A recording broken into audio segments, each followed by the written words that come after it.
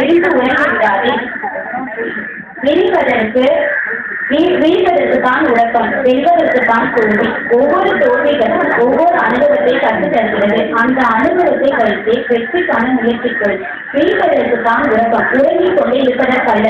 விழிப்பவன் விடியலை காண்கிறான், உறங்குபவன் மூன்று கோடி இருக்கிறான். விழிப்பதற்கு அலாரம் வைப்பவன் கூட சோம்பேறிகளின் இரண்டாம் வகைதான். உறக்கம் ஒருவனை சோம்பேறியாக்கும், ஊக்கம்தான் அவனை மேன்மைப்படுத்தும்.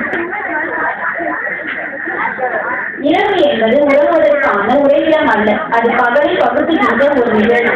உறவில் உறங்கிக் கொண்டே இருந்தால் உன் கணவர்கள் கூட கலவு போகும், அபாயம் ஏற்பட்டு விழித்தெழுகின்ற அடிமைத்தான் விடுதலைக்கான விதையை கூறுகிறான். நாளடைவில் அவன் தான் சுதந்திரம் அற்றவாகிறான். விழித்தெழுகிற போது தோன்றுகின்ற உணர்ச்சி தான் புரட்சியாகிறது. அந்த புரட்சி தான் நாளடைவில் எழுச்சி கண்டு இலக்கை அடைய முடிகிறது. நீ உறங்கும் போதே விழிகளின் விலாசம் செய்யும், அப்போது தான் விழித்த பின் வெற்றியின் கூறி உன் கண்களை செய்யும். விழித்தெழுகிறது விளைத்தான் நிருஷ்டமாகிறது. விழிப்பு விடியலை அடையும் வழி, உழைப்பு வெற்றியை அடையும் வழி. விழிப்பும் உழைப்பும் வெற்றியின் இரு கண்கள். இதில் ஒன்று மூடப்பட்டாலும் வெற்றிகள் இங்கே தாமதமாகும். வெற்றி என்பது உன் காலுக்கு கீழே காணப்படுவது. நீ தான் வேணும். அந்தரத்தில் தொங்குவதால் ஆழ்ந்து கொண்டிருக்கிறார்.